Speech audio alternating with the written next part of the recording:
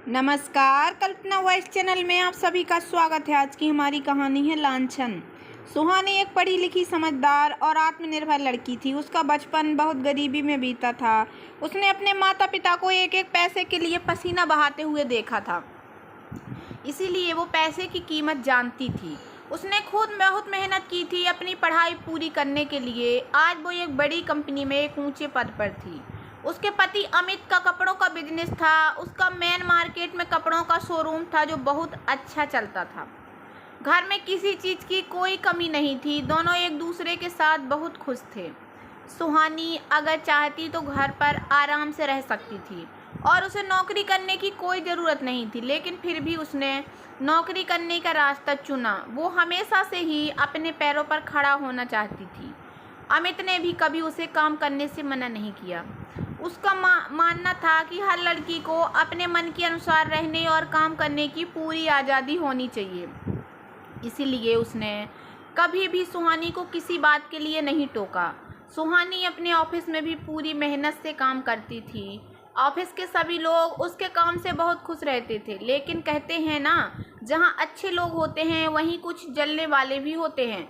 सुहानी के ऑफिस में भी राजीव नाम का एक लड़का काम करता था। उसकी और सुहानी की नौकरी एक ही दिन लगी थी, लेकिन सुहानी अपनी मेहनत और लगन की वजह से उससे काफ़ी आगे निकल गई थी। वो अपने साथ साथ दूसरों का काम भी चुटकी में कर देती थी। उसकी यही कामयाबी राजीव के मन को बहुत चुभती थी। वो अंदर ही अंदर उसे नुकसान पहुंचाने की सोचता रहता। एक दिन उसके खुरापाती दिमाग में एक आइडिया आया। वो देखने में काफ़ी स्मार्ट और आकर्षक था। वो बहुत ही लड़कियां मरती थी उस पर। तो उसने सोचा कि क्यों ना मैं सुहानी को अपने प्रेम जाल में फंसा लूं। यही सोचकर वो उसके आसपास मंडराने लगा, उसका ध्यान रखता, कभी उसके लिए कॉफ़ी ले आता, कभी साथ लंच करने बैठ जाता। सुहानी को उसकी हरकतें थोड़ी अजीब तो लगी, लेकिन उसने ज़्यादा ध्यान नहीं दिया। फिर वो सुहानी के करीब जाकर बातों ही बातों में उसे छूने की कोशिश करने लगा। सुहानी को उसका स्पर्श कुछ असामान्य सा लगा। वो उससे थोड़ा दूर दूर रहने लगी। एक दिन सुहानी को ऑफिस में थोड़ा काम था, तो उसने सोचा कि काम ख़त्म करके ही घर जाऊंगी, और वो ऑफिस में ही काम करती रही। बाकी लोग घर जा चुके थे। राजीव को जैसे इसी मौके की तलाश थी। वो सुहानी के पास आकर बैठ गया। सुहानी, तुम कितना काम करती हो, थक जाती होगी, है ना? उसने सुहानी को इस तरह से देखा जैसे कोई बाज अपने शिकार को देख रहा हो। नहीं नहीं, थकान कैसी, मुझे तो काम करना बड़ा अच्छा लगता है, उसने बिना उसकी तरफ देखे ही जवाब दिया। काम करते करते सुहानी के बाल उसके चेहरे पर आ रहे थे। तुम्हारे बाल कितने सुंदर हैं और कितनी लकी है जो तुम्हारे चेहरे को छू सकते हैं, और एक हम हैं जो दूर से ही तुम्हें देखते रहते हैं। राजीव उसके बालों को ठीक करते हुए बोला, ये कैसी बातें कर रहे हो तुम, मुझे ये सब बिल्कुल पसंद नहीं है। सुहानी ने ऊंची आवाज़ में कहा, सच सुहानी, मैं तुम्हें बहुत प्यार करता हूँ और ना जाने कब से तुम्हें अपना बनाना चाहता हूँ। राजीव ने सुहानी को अपनी तरफ खींचते हुए कहा। उसकी आंखों में उसकी हवा साफ दिखाई दे रही थी। सुहानी ने अपना हाथ छुड़ाया और एक जोरदार थप्पड़ उसके गाल पर जड़ दिया। सुहानी का हाथ राजीव के गोरे गोरे गाल पर छप गया था। शर्म आनी चाहिए तुम्हें ऐसी बातें करते हुए, मैं कई दिनों से देख रही हूँ तुम्हारे इस ज़रूरत से ज़्यादा मीठे व्यवहार को। अब मिल गया तुम्हें जवाब, अब दफ़ा हो जाओ यहाँ से, और अब कभी मुझसे बात करने की कोशिश मत करना, सुहानी ने गुस्से से चिल्लाते हुए कहा। राजीव भी गुस्से से तमतमाते हुए वहाँ से निकल गया। उसे नहीं पता था कि उसे ऐसा जवाब भी कोई दे सकता है, क्योंकि आज तक तो वो यही समझता था कि मुझे तो कोई लड़की मना कर ही नहीं सकती। वो गुस्से से अंदर ही अंदर जल रहा था। उसने सुहानी से बदला लेने की ठान ली, लेकिन उसे सही मौके की तलाश थी। एक दिन जब वो ऑफिस में बैठा अपना काम कर रहा था, तो उसने देखा कि सुहानी किसी से फ़ोन पर बड़े हंस हंस कर बात कर रही थी। उस समय सुहानी की हंसी उसे तीर की तरह चुभ रही थी। उसने पता किया तो पता चला कि सुहानी अपने पति से बात कर रही है। उसने सुहानी और उसके पति के बारे में सारी जानकारी हासिल की और अपने खुरापाती दिमाग में षड्यंत्र रचने लगा। सुहानी अपने पति से बहुत प्यार करती है ना, उसी के लिए उसने मेरा प्रस्ताव ठुकरा दिया और मुझ पर हाथ भी उठाया। तो क्यों ना मैं उन दोनों के बीच दूरियां पैदा कर दूं, तो सारी हेकड़ी धरी रह जाएगी। कुछ दिन बाद राजीव सुहानी के पति अमित के शोरूम पर पहुंच गया। मुझे मेरी गर्लफ्रेंड के लिए एक सुंदर सी साड़ी दिखाइए, राजीव ने अमित से कहा। अमित ने अपने एक सेल्समैन से साड़ी दिखाने को कहा और ख़ुद भी वहीं बैठ गया। कई साड़ियां देखने के बाद उसे एक गुलाबी रंग की साड़ी पसंद आई। मैं अपनी गर्लफ्रेंड को सरप्राइज गिफ्ट देना है, वो ये साड़ी देखते ही खुश हो जाएगी और मुझे गले लगा लेगी, राजीव ने अमित को सुनाते हुए ज़ोर से कहा। हाँ हाँ सर, क्यों नहीं, ये साड़ी है ही इतनी खूबसूरत, सेल्समैन ने कहा। अमित उनकी सारी बातें सुन रहा था जैसा कि राजीव चाहता था। क्या आप ये साड़ी मेरी गर्लफ्रेंड के घर मेरी तरफ से पार्सल करवा देंगे, राजीव ने पूछा। क्यों नहीं सर, हम तो हैं ही आपकी सेवा करने के लिए, आप पता दीजिए, हम वहां पहुंचा देंगे, सेल्समैन ने अपनी डायरी निकालते हुए कहा। राजीव सुहानी के घर का पता डायरी में लिखवाने लगा। अपने घर का पता राजीव के मुंह से सुनकर अमित चौंक गया। क्या आपने पता सही लिखवाया है? एक बार चेक कर लीजिए, अमित ने राजीव से कहा। हाँ हाँ बिल्कुल यही पता है, मैं भला अपनी जान का पता कैसे भूल सकता हूँ, राजीव ने अमित को परेशान करने के लिए कहा। अमित के मन में कई सवाल उठने लगे। यही तो राजीव चाहता था। वो मन ही मन खुश हो रहा था। आपकी गर्लफ्रेंड का क्या नाम है, अमित ने पूछा। अरे नाम क्या, मैं आपको उसकी तस्वीर ही दिखा देता हूँ। वैसे उसका नाम सुहानी है और ये रही उसकी तस्वीर, उसने अपनी जेब से तस्वीर निकालते हुए कहा। ये तस्वीर उसने ऑफिस की एक पार्टी में सुहानी के साथ खिंचवाई थी, जिसमें वो सुहानी का हाथ पकड़े हुए था। उसने वो तस्वीर अमित के हाथ में पकड़ा दी। उसे देखते ही अमित भौंचक्का रह गया। उसे अपनी आंखों पर विश्वास नहीं हो रहा था। उसने राजीव से पूछा, क्या ये तुम्हारी गर्लफ्रेंड है? तुम इसे कब से जानते हो? काफ़ी समय से, हम दोनों की नौकरी एक ही दिन लगी थी, तभी से हम दोनों एक साथ हैं और एक दूसरे से बहुत प्यार करते हैं, राजीव ने मुस्कुराते हुए कहा। एक दूसरे को देखे बिना हम एक पल भी नहीं रह सकते, बस ये समझ लो कि हम दोनों दो जिस्म एक जान हैं। राजीव अमित को जलाने के लिए झूठी कहानी सुनाए जा रहा था। उसकी बातों का असर अमित के चेहरे पर साफ दिखाई दे रहा था। अमित को वो विश्वास ही नहीं हो रहा था कि सुहानी ऐसा भी कर सकती है।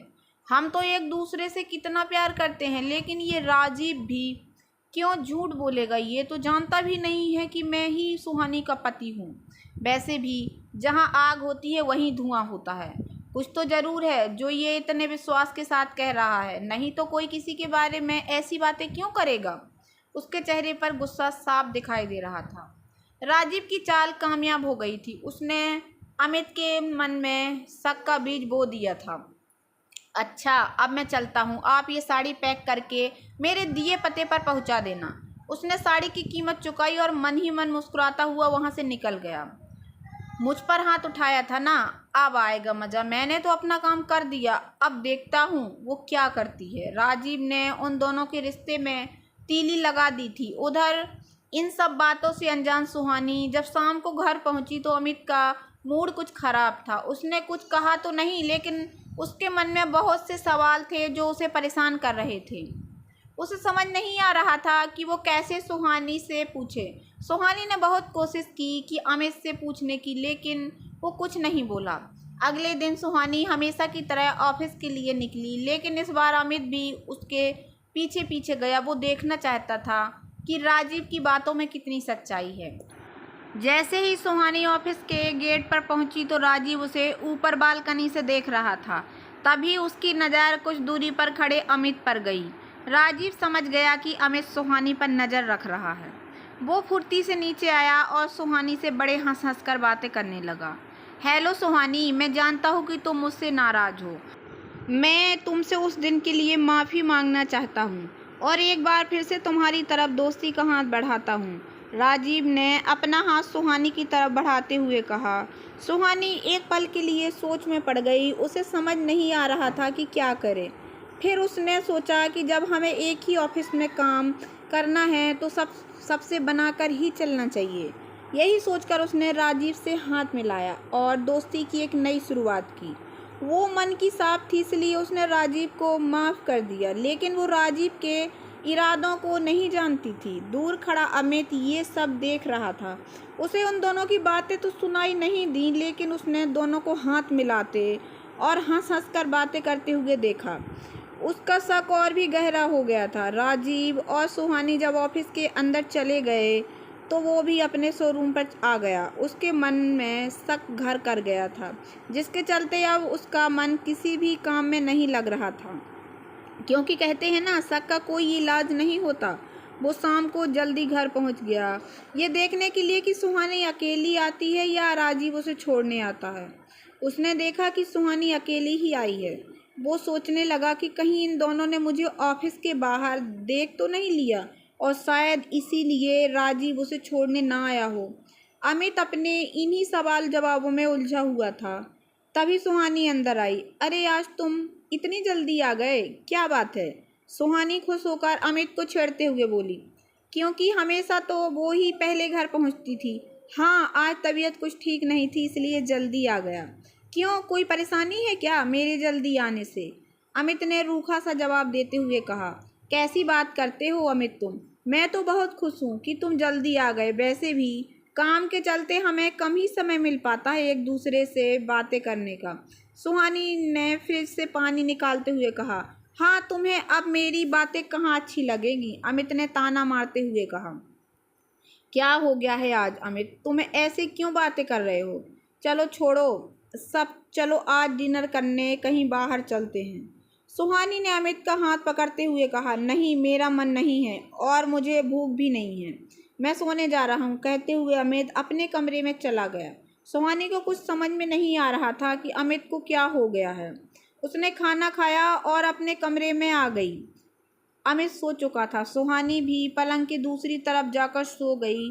अगले दिन जब सुहानी ऑफिस जाने के लिए तैयार हो रही थी, तभी उसकी नज़र पलंग पर रखे एक पैकेट पर पड़ी। ये वही पैकेट था जो कि राजीव द्वारा भेजा गया था, लेकिन सुहानी को लगा कि ये तोहफा अमित उसके लिए लाया है। उसने जल्दी जल्दी पैकेट खोला। अपनी पसंद के रंग की साड़ी देखकर वो खुशी से नाच उठी और जाकर अमित से लिपट गई। ओह अमित, तुम कितने अच्छे हो, मेरी पसंद भी कितनी अच्छी तरह जानते हो। ओह, कितनी सुंदर साड़ी है अमित। तुम्हारी पसंद सिर्फ मुझे पता हो ये ज़रूरी तो नहीं, अमित ने उसे हटाते हुए कहा। क्या मतलब, तुम क्या कहना चाहते हो? अमित साफ साफ क्यों नहीं बताते? मैं कई दिनों से देख रही हूँ, तुम कुछ बदले बदले से लग रहे हो, सुहानी ने चिढ़ते हुए कहा। तो सुनो, ये साड़ी मैं नहीं लाया हूँ तुम्हारे लिए, तो फिर शायद तुम्हारे किसी चाहने वाले ने भेजी है, अमित ने कहा। तुम्हारा दिमाग तो ठीक है, क्या फालतू की बकवास कर रहे हो? मेरा कौन चाहने वाला है? सुहानी गुस्से से चिल्लाई। वही जिससे तुम रोज़ ऑफिस में हंसते हंसते मिलती हो, वही जिसका हाथ पकड़ फोटो खिंचवाती हो, वही जिसके बिना तुम्हें एक पल भी चैन नहीं मिलता, और वही जिसने तुम्हारी पसंद की ये साड़ी भेजी है, अमित ने बौखलाते हुए कहा। तुम किसकी बात कर रहे हो अमित? मुझे तो कुछ समझ में नहीं आ रहा। और तुमने मुझे कब ऑफिस में किसी के साथ हंसते बात करते देख लिया? तुम तो कभी मेरे ऑफिस नहीं आए। सुहानी ने आश्चर्यचकित होकर अमित की ओर देखा। क्यों, मैं तुम्हारे ऑफिस नहीं आ सकता क्या? हाँ, मैं आया था तुम्हारे ऑफिस, और तुम्हें और राजीव को मैंने अपनी आंखों से देखा था खिलखिलाकर हंसते हुए। अब बोलो, क्या कहना है तुम्हें? अमित गुस्से से दहाड़ा। ओह, तो ये बात है, तुम मुझ पर नज़र रखते हो, पीछा करते हो मेरा। अब समझी क्यों तुम्हारा व्यवहार कुछ दिनों से बदला हुआ है। तुम मुझ पर शक कर रहे हो। अगर तुम्हें मुझ पर शक है तो मुझसे पूछा क्यों नहीं? मैं ही तुम्हें सब सच बता देती, सुहानी चिल्लाई। तुम क्या सच बताओगी? राजीव ने मुझे सब बता दिया है कि तुम दोनों एक दूसरे को कितना चाहते हो। तो फिर अब झूठ बोलने से क्या फ़ायदा? तुम इतने दिनों तक मुझसे झूठ बोलती रही। अमित के अंदर का ज्वालामुखी फट चुका था। बातों ही बातों में बात इतनी बढ़ गई कि अमित को अपने आप पर काबू नहीं रहा और उसने सुहानी के ऊपर हाथ उठा दिया। अब तो सुहानी का गुस्सा 7वें आसमान पर पहुंच गया था। तुम्हारी हिम्मत कैसे हुई मुझ पर हाथ उठाने की? बिना सच्चाई जाने खुद ही फैसला कर लिया। पहले सच जानने की कोशिश तो करते, तब मैं बताती कि सच क्या है। और तुम राजीव को कैसे जानते हो? मैंने तो कभी तुम्हें उससे मिलवाया नहीं। तुम्हें क्या लगता है तुम नहीं मिलवा सकती? मिलवाओगी तो क्या मुझे पता नहीं चलेगा? वो खुद आया था शोरूम पर और ये साड़ी जिसे पहनकर तुम इतना खुश हो रही हो, उसने मेरे सामने ही खरीदी थी। और जब उसने ये साड़ी भेजने के लिए हमारे घर का पता लिखवाया तो मुझे यकीन ही नहीं हुआ। फिर मेरे पूछने पर उसने मुझे सब कुछ बता दिया, जो तुम दोनों के बीच ना जाने कब से चल रहा है। बहुत दिन धोखे में रह लिया, लेकिन अब और नहीं। अमित ने गुस्से से कमरे का दरवाज़ा बंद किया और खुद दूसरे कमरे में चला गया। उसके जाते ही सुहानी धम्म से पलंग पर बैठ गई। उसे समझ ही नहीं आ रहा था कि ये सब कैसे हो गया। वो अमित के व्यवहार से बहुत दुखी थी। आज उसके दिल को गहरी चोट पहुंची थी। बिना किसी गलती के, बिना सच्चाई जाने अमित ने मुझ पर शक किया। हाथ उठाया। सुहानी की आंखों में आंसू थे। नहीं, मैं ये सब बिल्कुल भी बर्दाश्त नहीं करूंगी। मुझे सारी बातें साफ करनी ही होंगी। मैं सोच भी नहीं सकती कि राजीव मुझसे इस तरह बदला लेगा। मुझे उसे सबक सिखाना ही होगा। सुहानी ने आंसू पोंछते हुए मन ही मन कहा। अगली सुबह सुहानी ऑफिस जाने के लिए तैयार हुई और अमित भी जाने के लिए तैयार था। दोनों ने एक दूसरे से कोई बात नहीं की। आज तुम अपने काम पर नहीं बल्कि मेरे साथ मेरे ऑफिस चलोगे। जैसे ही अमित जाने लगा तो सुहानी ने उससे कहा, मुझे कोई शौक नहीं है, न तुम्हारे ऑफिस जाने का और ना ही तुम्हारे दोस्तों से मिलने का। अमित ने गुस्से से कहा, शौक नहीं है तो क्यों मेरा पीछा करते हुए गए थे? अब साथ चलो तो दिखाती हूँ तुम्हें कि सच्चाई क्या है। सुहानी ने कहा, अब क्या दिखाना बाकी रह गया है क्या? सच तो ये है कि तुमने मुझे धोखा दिया है और तुम्हें इसकी सज़ा भी ज़रूर मिलेगी। अमित ने कहा, वो तो बात की बात है कि सज़ा किसको मिलेगी, लेकिन अभी तुम चलो मेरे साथ। सुहानी ने निडर होकर कहा। फिर दोनों ऑफिस के लिए चल दिए। रास्ते में दोनों ने एक दूसरे से कोई बात नहीं की। ऑफिस पहुंचते ही सुहानी ने राजीव को अपने केबिन में बुलवाया और उसे गुस्से से सब कुछ सच बताने के लिए कहा। राजीव, तुमने जो कुछ भी अमित से कहा है उसका पूरा सच बताओ। सुहानी ने राजीव की तरफ गुस्से से देखा। कौन सा सच? ये तुम कैसी बातें कर रही हो सुहानी? ओह, तो अमित तुम्हारा पति है? मुझे तो पता ही नहीं था। खैर छोड़ो ये सब। अब जब सच सामने आ ही गया है तो किस बात का डर? राजीव ने अमित की तरफ देखते हुए कहा। ये सुनते ही अमित का गुस्सा 7वें आसमान पर पहुंच गया। वो गुस्से से सुहानी और राजीव को घूर रहा था। तभी सुहानी ने आगे बढ़कर एक जोरदार चांटा राजीव के गाल पर जड़ दिया। वो हड़बड़ा गया और गुस्से से सुहानी को देखने लगा। ये दूसरी बार सुहानी ने उसे थप्पड़ मारा था। तुम सच सच बताते हो या मैं सबके सामने तुम्हारी पोल खोल दूं कि तुम कैसे हो? सुहानी ने धमकाते हुए कहा। नहीं नहीं सुहानी, ऐसा मत करना। मेरी सारी इज्जत मिट्टी में मिल जाएगी। फिर कोई मुझसे बात नहीं करेगा। मैं सब सच सच बताता हूँ, राजीव ने हाथ जोड़ते हुए कहा। उस दिन जब तुमने मुझे थप्पड़ मारा था तो मुझे बहुत गुस्सा आया था और तभी से मैंने तुमसे बदला लेने का मौका ढूंढ रहा था। एक दिन जब मैंने तुम्हें अपने पति से फ़ोन पर बात करते हुए सुना तब मुझे पता चला कि तुम दोनों एक दूसरे से बहुत प्यार करते हो। बस तभी मैंने तुम दोनों के रिश्ते में दरार डालने का प्लान बना लिया और अमित के शोरूम पर जाकर उसे हमारे प्यार की झूठी कहानी सुनाई, जिस पर उसने विश्वास कर लिया। मुझे माफ़ कर दो सुहानी, मैं अपने किए पर बहुत शर्मिंदा हूँ। अमित, तुम भी मुझे माफ़ कर दो। अमित, मैंने तुमसे जो कुछ भी कहा था वो सब झूठ था, राजीव ने हाथ जोड़कर कहा। सच्चाई आने की तरह साफ दिखाई दे रही थी। अमित सुहानी के साथ किए अपने व्यवहार पर बहुत शर्मिंदा था। उसने सुहानी की तरफ देखा तो अभी भी उसकी आंखें गुस्से से लाल थीं। वो गुस्से से राजीव पर बरस पड़ी। तुम्हारी हिम्मत कैसे हुई मेरी ज़िंदगी में दखल देने की? मैंने तुमसे पहले ही कहा था मुझसे दूर रहना, फिर भी तुम नहीं माने। अब तुम्हें इसकी सज़ा ज़रूर मिलेगी। तुम जैसे लोगों को इस ऑफिस में होना ही नहीं चाहिए। सुहानी ने राजीव का गिरेबान पकड़ते हुए उसे अपने केबिन से बाहर निकाल दिया और उसकी शिकायत अपने सीनियर ऑफिसर से कर दी। कुछ ही दिनों में राजीव को ऑफिस से बाहर का रास्ता दिखा दिया गया। अमित अपने किए पर बहुत शर्मिंदा था। उसे समझ नहीं आ रहा था कि वो सुहानी से कैसे माफ़ी मांगे। उधर सुहानी भी मन ही मन बहुत परेशान थी। अमित ने उसे गहरी चोट पहुंचाई थी। वो अमित से बहुत नाराज़ थी और उससे बात भी नहीं कर रही थी।